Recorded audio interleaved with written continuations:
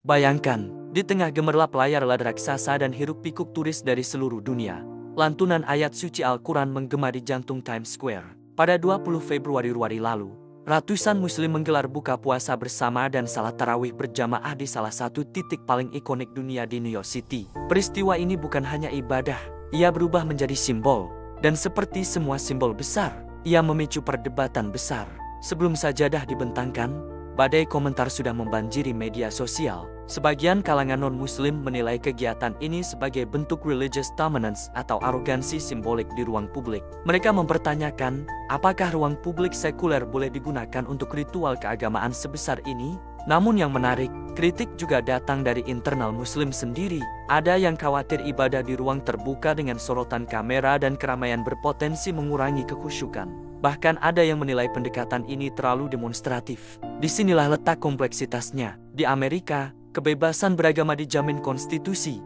Tetapi ekspresi keagamaan di ruang super publik seperti Times Square selalu bersentuhan dengan sensitivitas politik, identitas, dan isu imigrasi. Acara ini bukan hanya soal tarawih.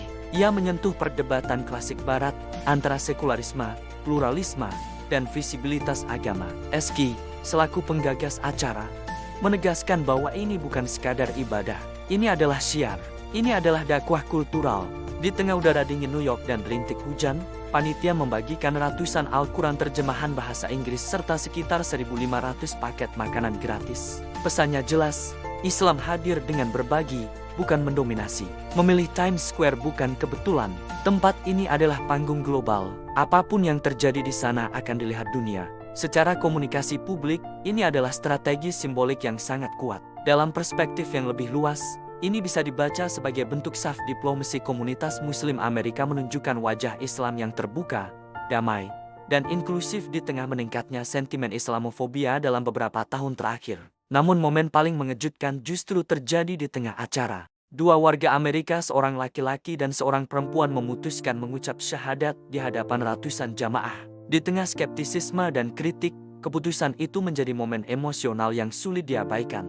Bagi pendukung acara, ini dianggap sebagai bukti bahwa pendekatan terbuka justru efektif memperkenalkan Islam secara humanis. Namun bagi pengkritik, momen ini bisa memicu perdebatan baru. Apakah ruang publik seharusnya menjadi arena konversi agama? Disinilah diskursus kebebasan individu bertemu dengan sensitivitas sosial. Tentu saja, tidak semua pihak menerima acara ini dengan lapang dada. Seorang provokator meniup peluit dan meneriakkan slogan anti-imigran di tengah jalannya ibadah.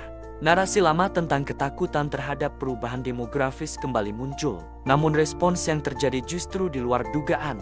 Imam yang memimpin salat merespons bukan dengan konfrontasi, melainkan dengan melantunkan surah Al-Kafirun, sebuah pesan yang sangat simbolik, untukmu agamamu, dan untukku agamaku. Alih-alih memicu kericuhan, respons tenang ini justru membuat provokator tersebut dikritik oleh warga sekitar.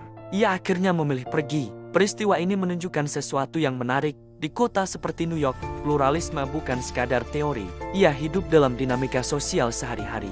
Peristiwa ini mencerminkan 3 hal penting. Pertama, visibilitas Islam di Barat semakin meningkat. Bukan lagi di ruang tertutup, tetapi di pusat simbol kapitalisme global. Kedua, ruang publik modern kini menjadi arena kontestasi identitas. Agama, nasionalisme, imigrasi semuanya bertemu dalam satu panggung yang sama. Ketiga, generasi Muslim Amerika tampaknya semakin percaya diri mengekspresikan identitasnya, bukan dalam bentuk konfrontasi, tetapi dalam bentuk partisipasi sosial dan aksi kemanusiaan. Namun pertanyaan besarnya tetap terbuka. Apakah ekspresi keagamaan besar di ruang publik akan memperkuat toleransi, atau justru memperdalam polarisasi?